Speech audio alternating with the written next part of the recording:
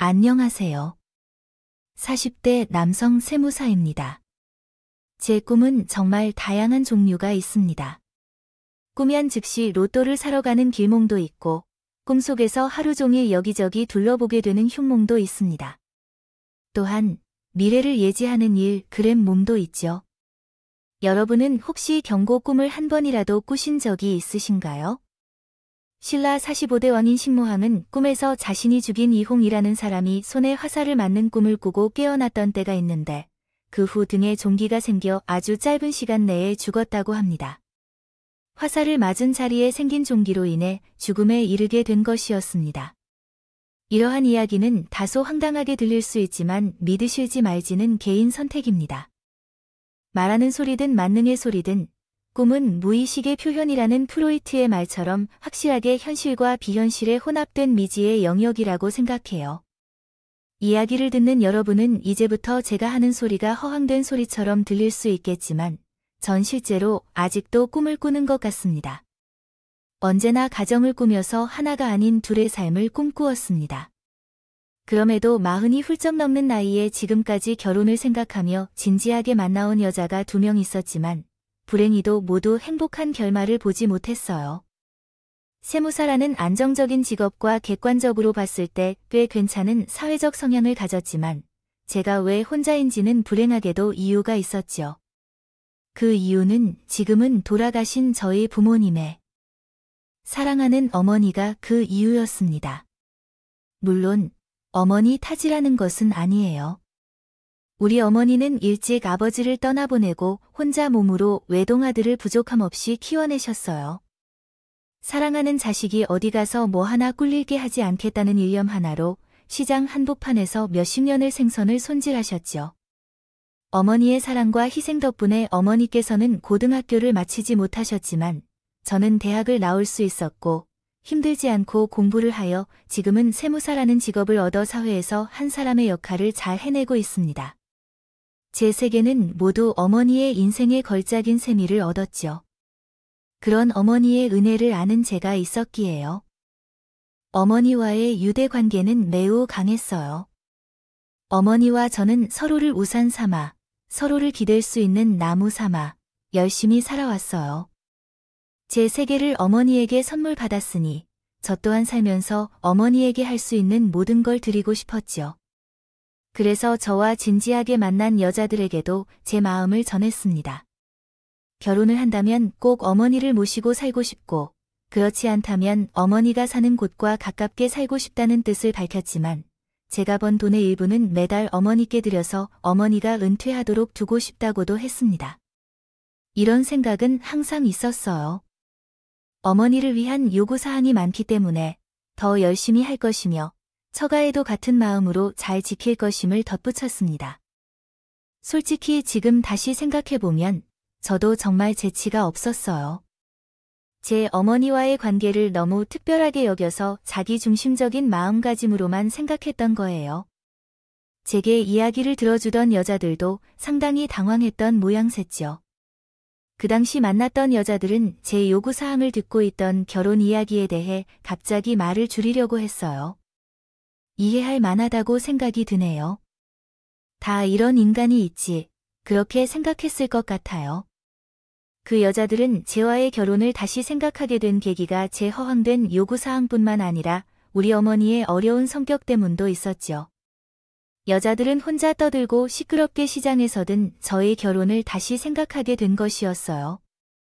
장사를 하느라 단련된 어머님의 성격은 가끔 너무 고집센 모습으로 오해받기 쉬웠어요. 한 명의 손님이라도 더 끌어들이려면 목소리가 커야 하고 여러 종류의 사람들이 모여 있기에 진상들도 많았죠. 그들을 이기려면 어머니 성격도 더욱 강해져야 했습니다. 일반 서비스업에서 아르바이트를 조금 해도 성격이 달라지는데, 어머님은 20년 넘게 같은 시장에서 생선을 손질했기 때문에 성격이 점차 고착된 것이었죠. 한 번은 진지하게 어머니께 처음으로 여자친구를 소개하며 함께 고급 한정식집에서 식사를 했던 적이 있었습니다. 무슨 일이든 요리는 모두 그에 걸맞는 가격대의 식당에서 한다는 것이 어머님의 생각이었고, 아들을 키우면서 그렇게 조심스럽게 지출을 관리하고 계셨습니다. 산 어머니는 음식이 과도하다고 보였습니다. 어머니는 메뉴를 보자마자 큰 소리로 말씀하셨어요. 헉, 이거 뭐야? 왜 이렇게 비쌈? 온몸에 5매? 접시 한가득 재료가 얼마나 하는 건지요? 엄마, 가격 보지 말고 먹고 싶은 걸 시키세요. 오늘 나가는 것이니까 문제 없어. 나 쓸데없이 아깝다고 못 먹을 순 없어. 빨리 나가서 내가 아는 국밥집 애가 갑시다. 진규야, 일어나라. 너도 일어나. 괜찮다니까. 여기 1년에 얼마나 오는데. 좋은 날이니까 좋은 곳에서 좋은 걸 먹고 싶으니까 여기 왔어요. 맞아. 어머님 요즘에는 1인분씩 거의 이렇게 주시는 거예요. 많이 비싼 것도 아니에요. 야, 너 나가서 땅을 파보라. 어디 동전이 떨어진 건 없나 주워봐. 단돈 1,000원 모으기가 쉽나? 아이고, 난 내가 번 돈을 아까워해서 편히 못 먹겠다고 했어. 그러나 내 설득 끝에 어머니는 그 집에서 제일 저렴한 코스를 시켜서 드셨고 음식을 한 접시 한 접시 드실 때마다 이런 소리를 하셨어요. 이거 우리 시장 앞에 있는 백반집 가면 한 상에 7,000원이에요. 어떻게 좋은 게 들어갔다는 그 값을 받으면서도 알고 아까워하고 나중에는 우리가 있는 눈벽을 뚫고 어머니가 음식값이 비싸다고 하는 목소리가 들렸는지 식당 직원이 들어와서 혹시 무슨 문제가 있는지 물어보더라고. 저 좀 있냐고 물을 지경이었어요. 그때 만나던 여자친구도 어머니 좋은 날 만나 식사하는 자리에서 분도 나는 모습을 보고 불편했고 저도 눈치가 보여 혼났네요. 또한 2번째 진지하게 만난 여자도 있었는데 그 여자친구는 백화점에서 일하던 사람이었어요. 여자친구가 백화점에서 어머니를 위해 스카프를 사서 선물을 했지만 어머니 마음에 들지 않아서 다음에 백화점에 같이 가서 원하는 것으로 교환을 하자고 했어요. 그때는 이미 어머니가 스카프를 사용하고 있는 상태여서 교환이 불가능했죠. 여자친구는 예비 시어머니에게 자신이 직원이라 할인을 받을 수 있다고 말했고 다음에 같이 가서 또 선물을 드리겠다고 약속했고 그 약속을 지켜왔어요. 2 사람이 함께 백화점에 갔다. 하지만 그 여자친구는 어머니를 모시고 백화점에 갔다 온 당일 저녁에 나에게 이별을 통보했어요. 갑작스러운 발표에 나는 말을 더듬어서 이유를 물었더니 이런 식으로 말했어요. 오늘 백화점에 가서 나 얼마나 창피해했는지 알아? 어머님이 저번에 드링크 마음에 안 든다고 했던 스카프를 가져오셨어. 내가 태그에 대해서 교환을 안 된다고 했는데도 득달같이 가게를 찾아가서 한 번도 입지 않은 채로 바꾸어 달라고 고래소리를 질렀어. 거기가 내가 일하는 직장이라고. 근데 거기서 무조건적으로 5%를 과함께 따졌다니 그게 말이 돼? 정말 창피해서 혼나고 있는데 그 자리에서 어디로 색하자고. 아, 결혼에 대해 다시 생각해봐야겠어요. 이렇게 서로 소통이 안 되고 어려운 상황에서는 시어머니와 함께 살기가 힘들 것 같아요. 어머님이 나쁜 분이라는 게 아니라 제 자신이 충분하지 않아 함께 살면 괴롭고 마치 죽을 것 같다는 느낌이 들어요. 오늘과 같은 일이 다시 일어날지도 모르는데 보장도 없잖아요. 죄송해요. 우리의 시간이 가짜였나 봐요. 표면적으로는 시간을 함께 할 것을 말했지만 실제로는 이별을 고하는 말이었죠. 2번째로 만나게 된 진지한 관계를 끝냈어요. 그때는 왜 이런 사소한 이유로 이별을 선택하느냐며 고통스러웠지만 지금은 그 이유를 이해할 수 있어요. 자신도 가끔은 어머니의 성격을 이해하지 못하는 순간이 있어서요. 그렇지만 그런 어머니를 탓하고 싶지는 않아요. 저희 어머니는 고등학교를 다니지 못하셨고 돈에 대한 걱정부터 시작하여 성격이 괄괄한 분이셨습니다. 이런 모습은 어머니의 잘못이 아니었으며 그저 살아온 환경 때문에 어머니의 성향이 그렇게 형성된 것이라고 생각합니다. 그래서 평생 그런 어머니를 모시고 사는 것이 힘들었고 이에 결혼을 하지 않겠다고 결심했습니다. 그러나 40이 다가오던 때 어머니가 급성 심근경색으로 시장에서 쓰러지셔서 병원에 실렸지만 이미 돌아가셨습니다. 여러분과 그 어머니께서 전하신 메시지에 대해 제 생각은 아직 희망을 가져야 한다는 것입니다. 생에 대한 희망을 가져야 하는 것이 중요하다는 점을 강조하며 어머니가 남긴 가르침을 통해 삶을 이어가는 것이 중요하다고 생각합니다. 많이 울었고 가슴이 아팠고 또 대상 없이 분노도 했습니다. 눈을 감기까지 한 피비린내가 그득한 시장에서 미끌거리는 생산손질만 하다간 어머니가 불쌍해서 우는 일도 있었고 어머니가 박복하게 살 수밖에 없었던 운명에 대해 분노했습니다. 그러나 시간이 지나면서 그 슬픔과 분노의 원인이 바로 나인 것을 알게 되었습니다. 어머니가 그런 인생을 살아간 본질적인 원인은 아들인 나였기 때문입니다. 어머니는 나를 키우기 위해 시장에서 생선을 잡으러 시작하셨고 제 입에 뭔가라도 더 넣어 배를 풀기 위해 본에 집착했기 때문입니다.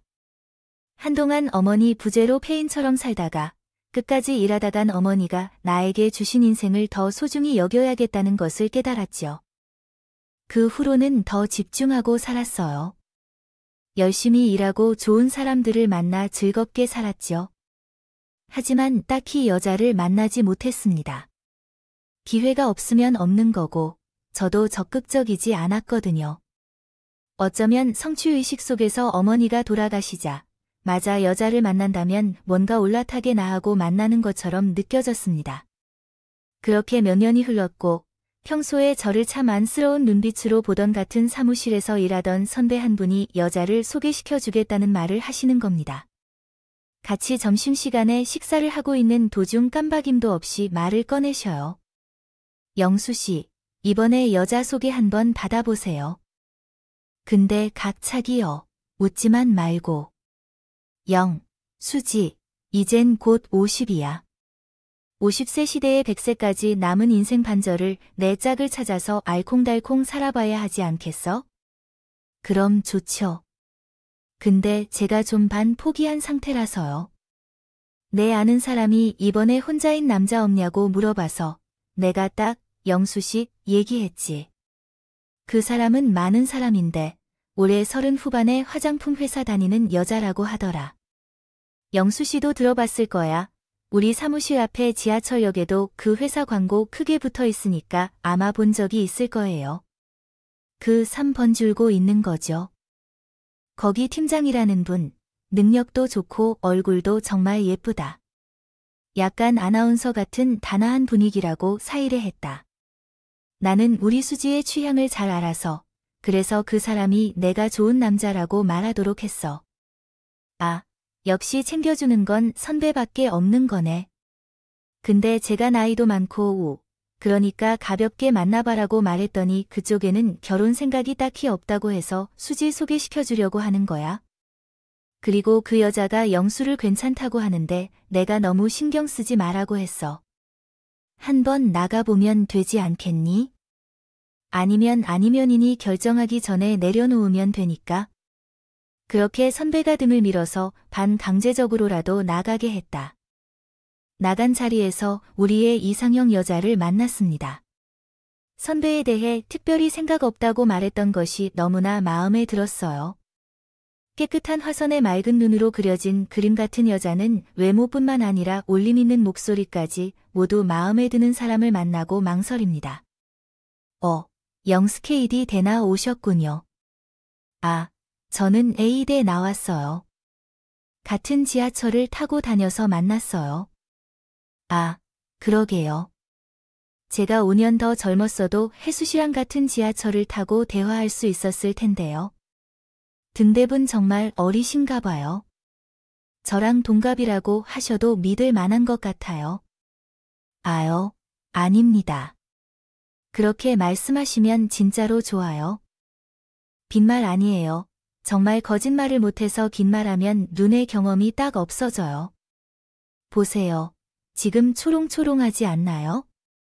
아, 또 그렇게 쳐다보시면 제 속이 떨리는데요.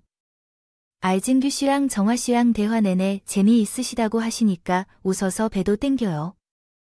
혜수 씨는 뷰티에서 1등 하신다 들었는데 거기서 화장품 산 적이 있어요. 제 건 아니었고 어머니께 드리려고 선물 세트 큰 거 썼네요. 진짜 잘 쓰셨어요. 잘 맞는다. 고 하시면서 너무 좋다고 하셔서 말입니다. 하루에 한 번 조금씩 발라 아끼셔서 그래요. 어머, 진짜 기분 좋다. 잘 쓰셨다니까 저도 기뻐요.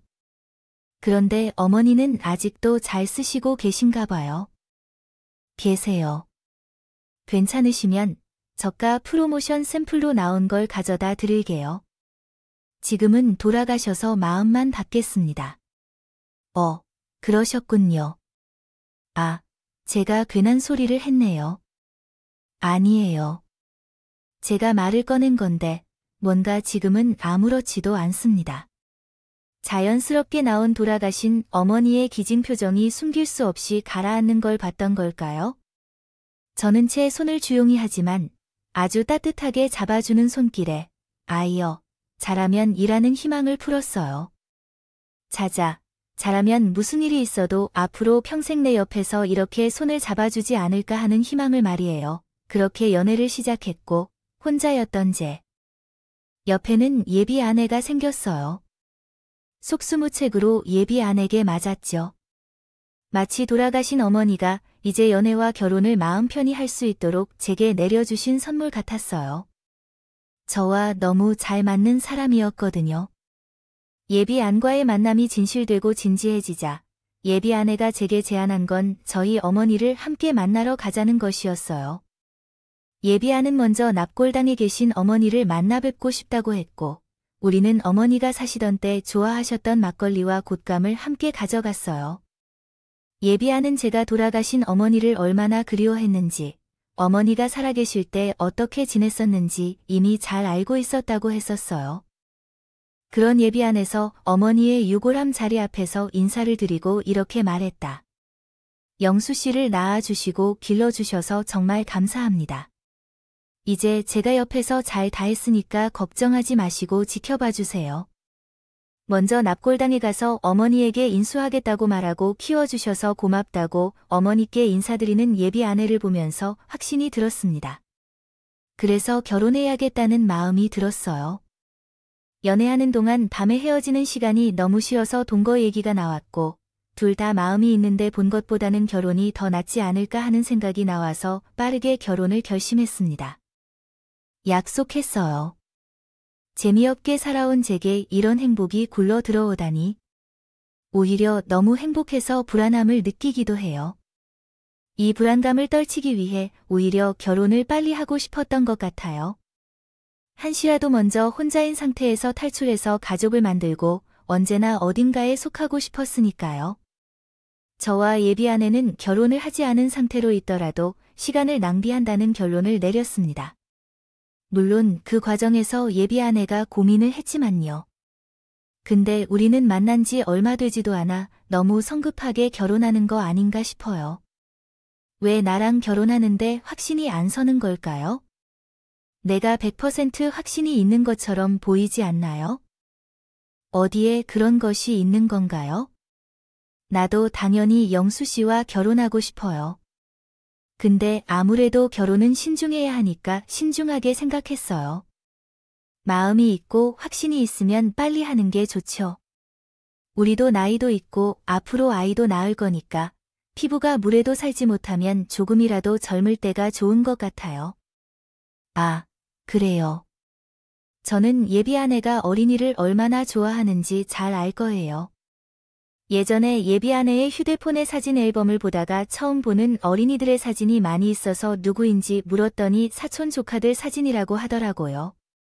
사촌 조카들의 사진도 그렇게 저장한다니 누가 봐도 좋은 것 같아요. 걸 보니 우리가 애가 생기면 얼마나 더 예뻐할지 상상이 가요.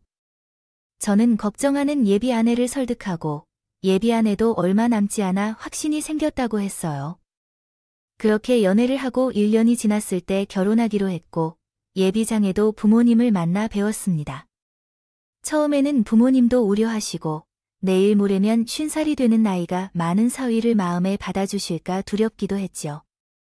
하지만 그런 걱정은 무색할 만큼 예비 장인어른과 예비 장모님이 너무나 따뜻하게 맞아주셨어요. 우리 사이가 좋아져서 자, 이리 들어와 주세요. 너무 보기 좋은데요. 우리 딸이랑 잘 어울리네. 아, 엄마 너무 과하시네요. 영씨, 먼저 앉으세요. 잘 어울리는 건 정말 잘 어울린다고 생각해요. 그럼 뭐라고 하면 좋을까요? 우리 사위한테 뭐 주면 좋을까요? 커피. 아니면 시원한 음료수? 네, 그럼 커피로 주시면 감사하겠어요. 목소리도 좋고, 안 그래? 버너씨. 남자다운 모습이고 아주 든든해 보여요. 겉모습뿐만 아니라 속도 물론 그렇죠? 그렇군요. 장인어른, 속도도 괜찮아 보입니다. 말도 재밌게 잘하고. 우린 이대로 일분이 외동딸이 하늘이 무너져도 독신으로 살까 걱정했는데 이렇게 든든한 사위를 데려온 게 얼마나 마음이 좋은지. 사람 보는 눈이 너무 까다로운 내 엄마 닮아서 그런 거겠죠. 어머, 무슨 소리야? 나 안 좋다는 남자들 중에 그냥 눈을 감고 마음에 내린 대로 행동해요. 행운에 맡겨봐. 거기 4권이나 나요? 그럼 그게 1,000원짜리인가요? 강서 쪽 방은 어떤 곳인가요? 지금 우리 부모님을 만나서 이야기 중이에요. 지금부터 예비 신부 안에서 흘러나오는 따뜻한 기운은 우리 부모님께서 물려주신 것이에요. 웃음소리가 끊이지 않고 편안하며 화목한 가족으로서 일할 수 있게 되어서 가슴이 뛰더라고요. 예비 신부 안에서의 결혼 준비는 순조롭게 이루어져서 어려움 없이 진행됐어요. 예비 신부가 식장을 혼자 알아보고 청첩장, 드레스, 턱시도 등 모든 것을 정리해 주셔서 제가 옆에서 도와줄 수밖에 없었어요. 보통 결혼식 준비하면서 싸운다는데 옆에서 척척 진행하는 예비 신부 덕분에 마음 놓고 따라갈 수 있었어요. 따라 논아서 쉽게 결정하기 어렵던데 처음이라서 그런데 유명한 화장품 회사 팀장은 결혼식 진행도 막힘없이 착착 풀어나가서 놀랬어요. 예비 남편이 사는 트롬 아파트를 신혼집으로 시작하자고 제안하니 동의했습니다. 그 아파트는 깔끔하고 좋은 위치에 있어서 사무실도 가까운 곳에 있어서 이사하기도 좋았어요. 예비 아내가 어리게 이런 좋은 아파트에서 산다니 정말 놀랍더라고요. 돈은 어떻게 모았냐고 대출을 받았느냐고 물어봤더니 그냥 운이 좋아서 부모님이 도와주셨다고 하더라고요. 자신을 사랑하고 키워준 만큼 경제적으로 풍요롭게 자랐다는 거겠죠. 지원도 잘 받았다고 생각했어요. 예비 아내 집을 신혼집으로 정하기로 했으니 리모델링 비용은 제가 내기로 결정했어요.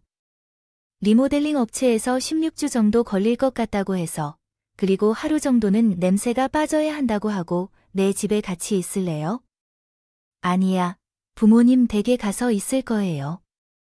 장모님이 말했을 때 회사에서 멀지 않아서 지하철 2번 갈아타고 1시간 넘게 걸릴걸. 그냥 저한테 와 있어도 되잖아요. 지금도 거의 다 정리하고 있어요. 이제 조금 있으면 쉬어도 붙어 있어야 하는데 아껴야 해야죠. 뭐, 어때요?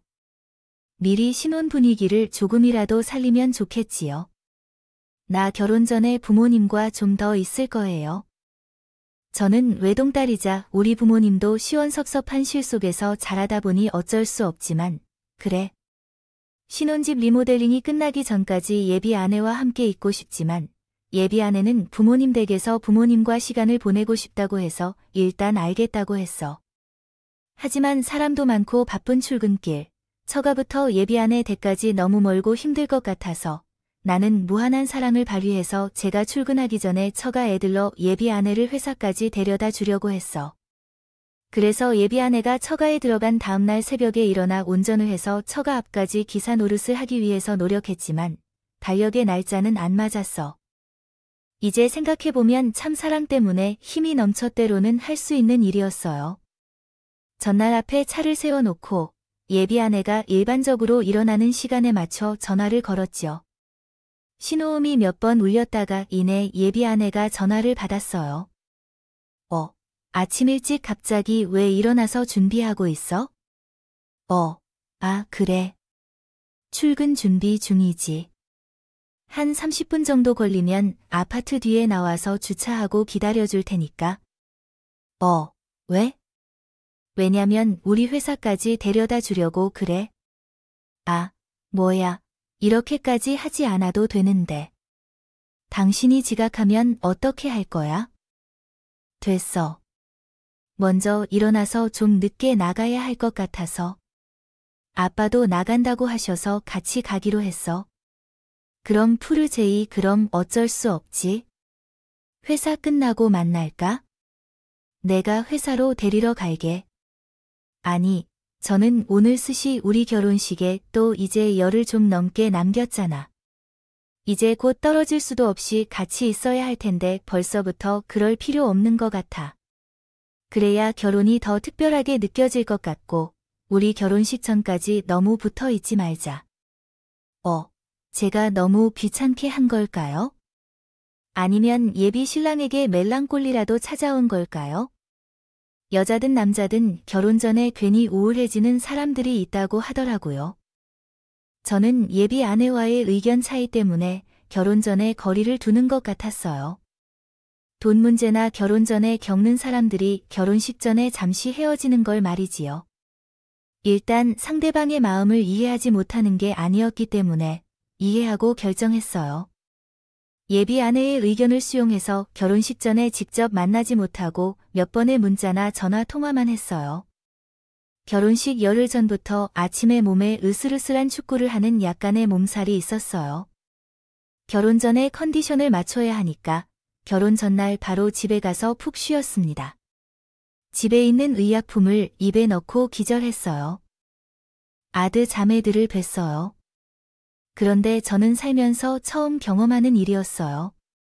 그날따라 몸이 안 좋아서 그랬을까요?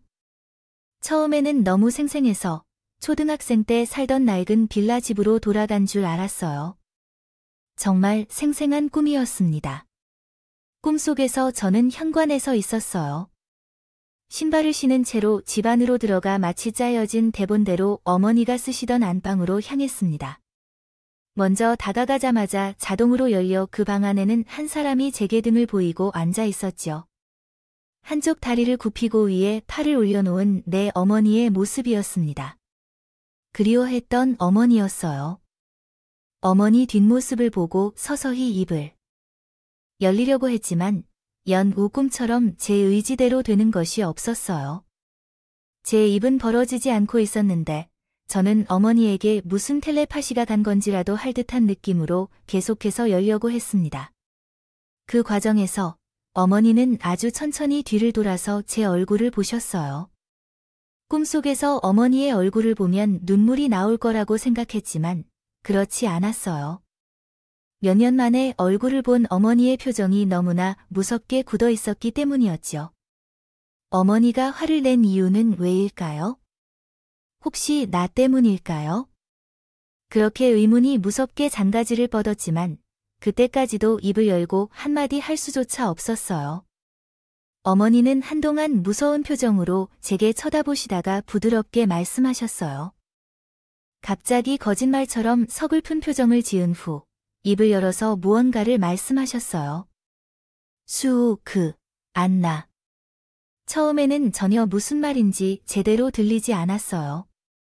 어머니의 목소리는 공원 방 안에 메아리처럼 퍼져나가서 붙잡을 수 없을 것처럼 퍼져나갔어요.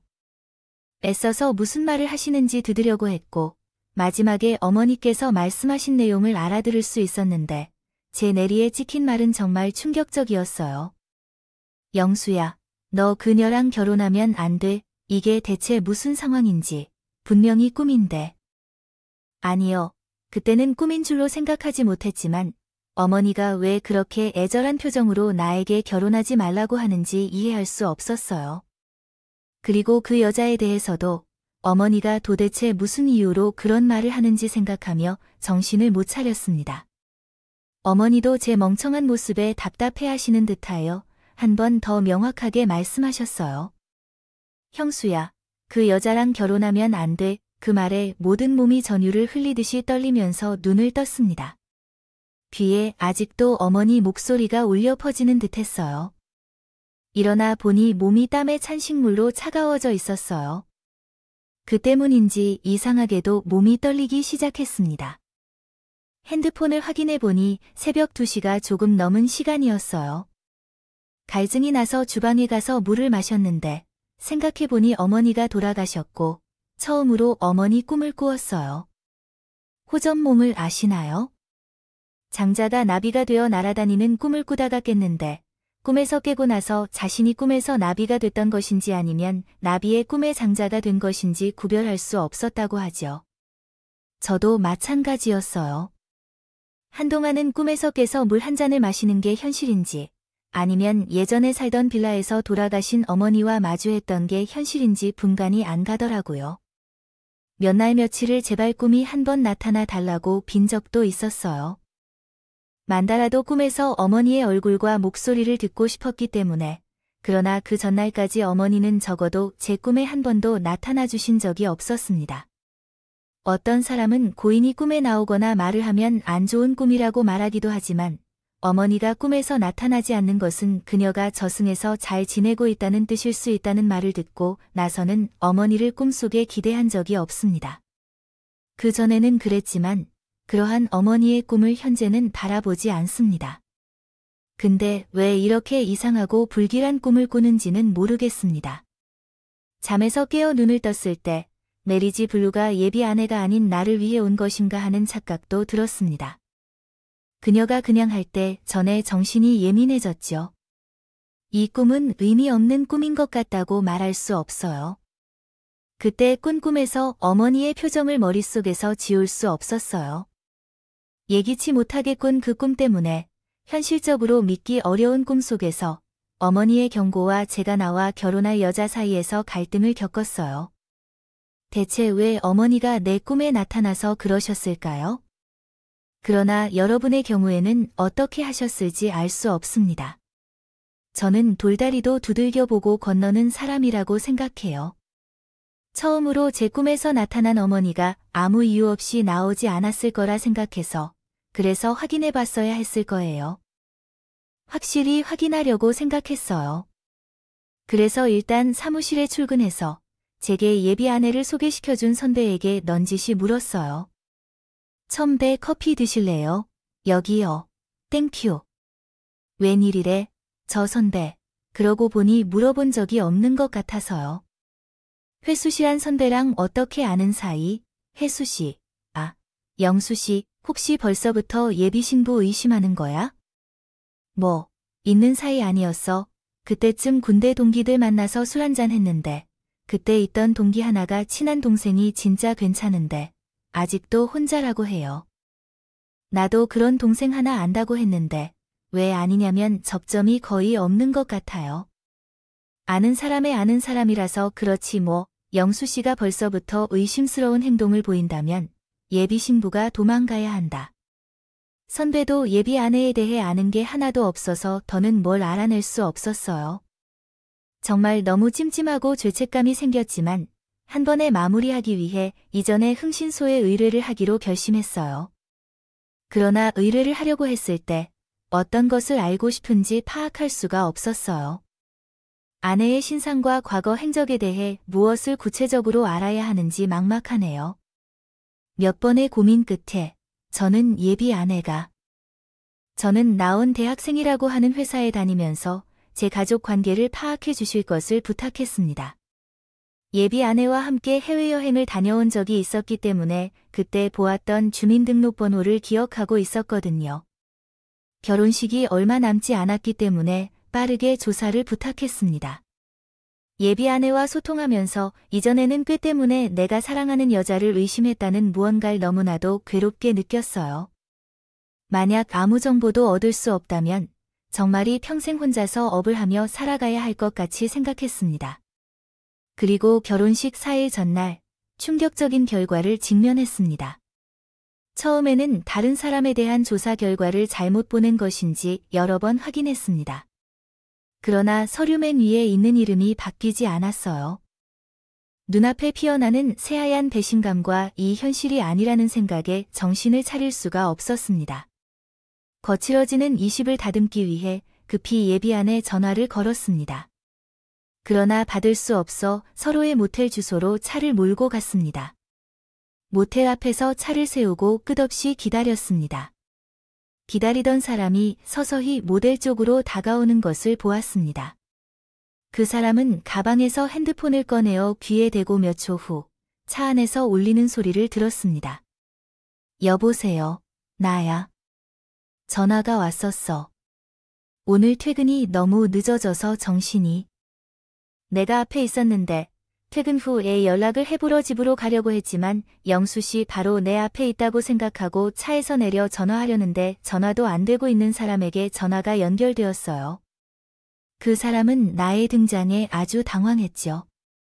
결국 내가 부모님 집으로 들어왔는데 허름한 모텔로 들어가던 건 제 예비안을 리모델링하고 부모님 집이라고 말했었나 봐요.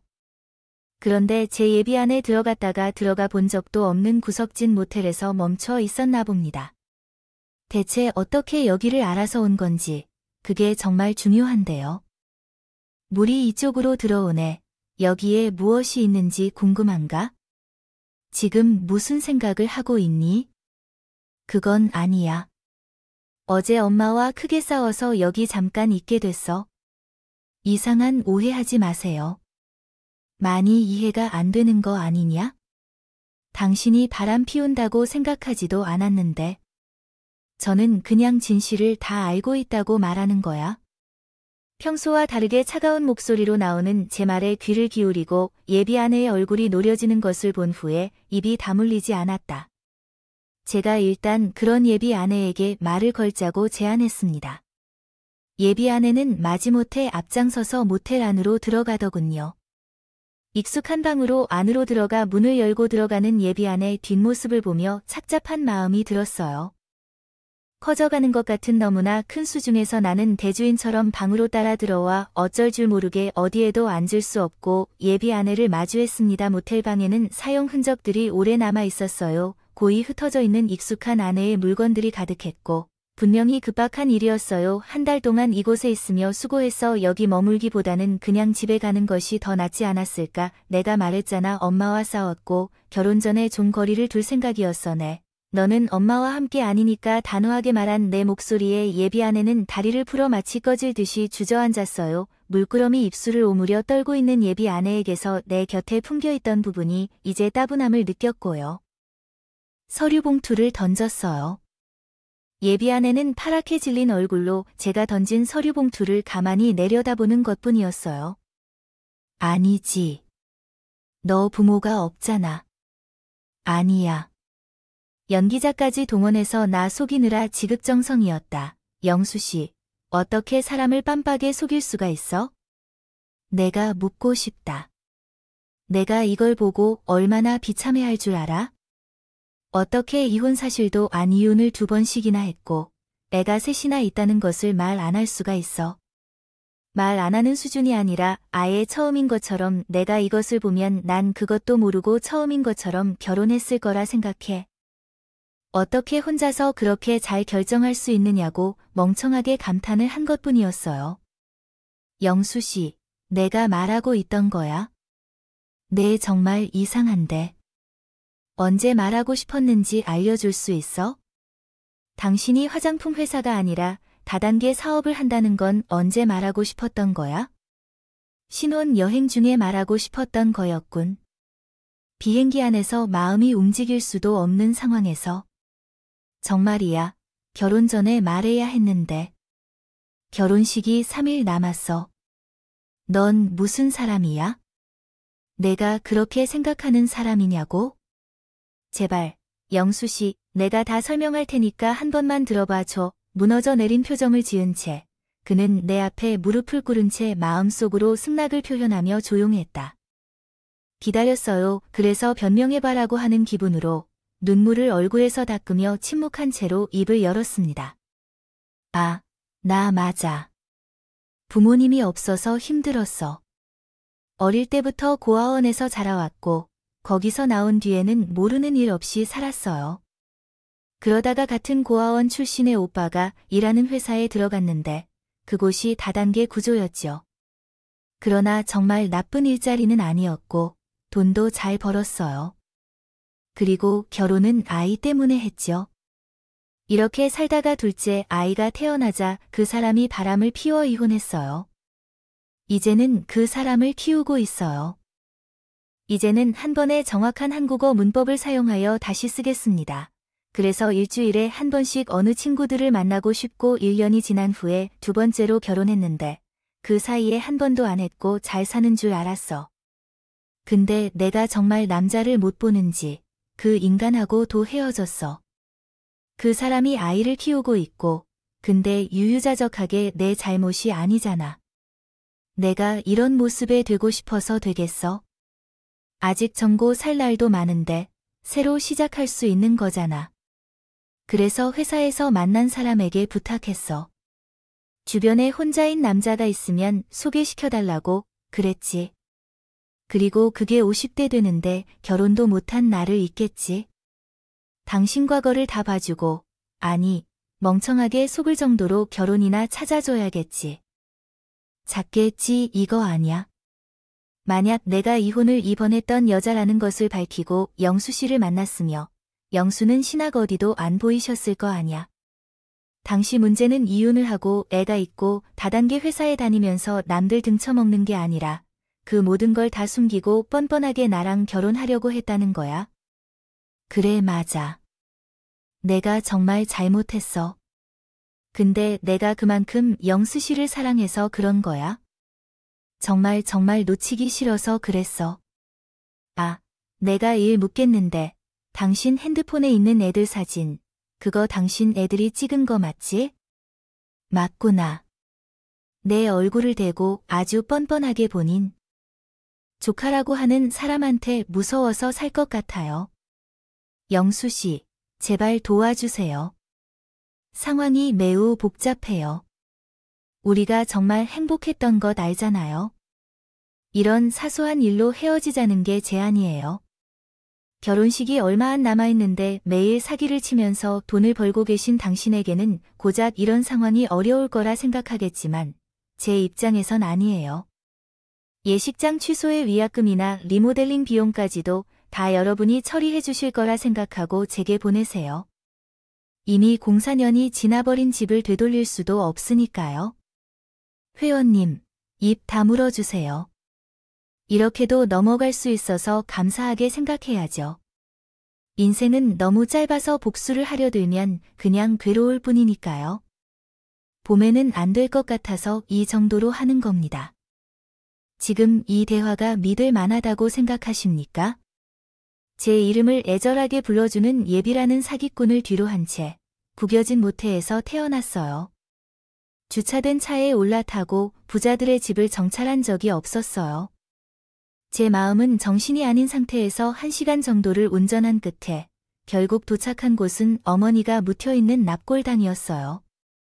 무겁고 지친 피로를 밟은 듯한 걸음으로 어머니에게 다가갔습니다. 밝게 웃는 어머니의 사진 앞에 앉아 울었어요. 설명할 수 없는 감정이었어요.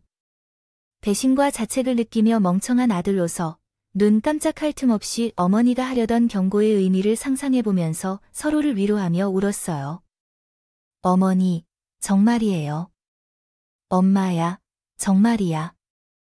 정말 내 꿈에 나타나신 분이세요. 다 아시고 오신 분이어서 눈도 못 감고 적절히 해주려고 오신 분이구나 생각했어요.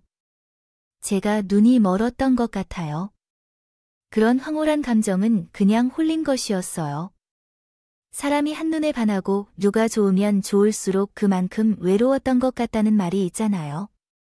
전에는 다 그만큼 외로웠던 것 같아요. 아무리 속였다고 마음먹으면 속지 않을 수 없다고 해도 저는 분명히 제가 의심할 만한 증거들을 그냥 지나친 것 같이 생각해요. 정말 돌아가신 어머니는 이 모든 것을 아시고 제 꿈에 나타나 병고해 주신 걸까요? 아니면 정말 무의식의 발현으로 예비 아내가 본 수상한 행동과 말이었을까요?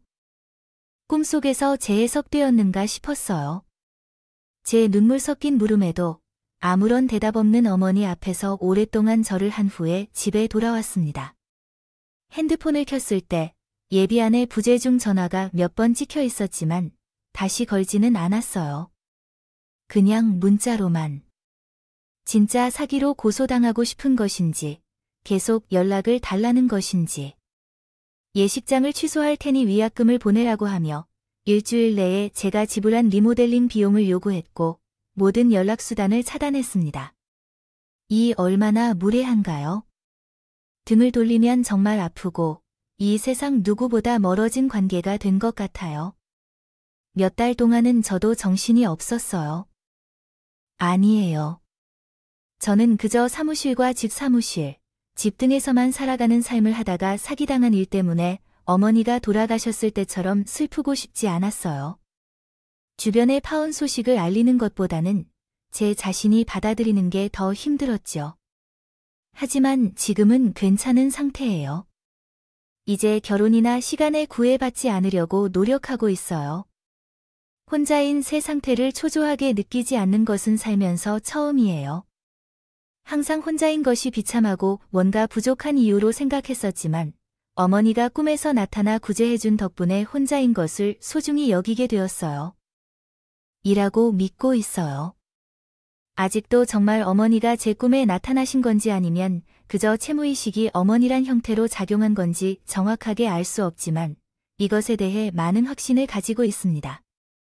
분명히 꿈에는 제 소망이 담겨 있었고 그리운 어머니를 다시 만나고 있는 것과 어머니가 주신 소중한 삶에 대한 보답을 향한 마음으로 행복하게 살아야겠다는 다짐이 꿈에 담겨 있었다는 것을 느꼈습니다. 그런 소중한 삶에서의 선택을 하나하나에 대해 더 신중할 것이고 혼자라고 조급해하지 않을 것입니다. 외로움은 때로 잘못된 선택으로 이끌 수도 있고 눈앞에 있는 것도 없는 것으로 만들 수도 있어요. 제 꿈 같은 이야기를 들어주신 분들께서도 괜한 불안감에 잘못된 선택을 하지 않았으면 합니다. 모두들 신중하고 행복한 인생을 살게 바랍니다. 음악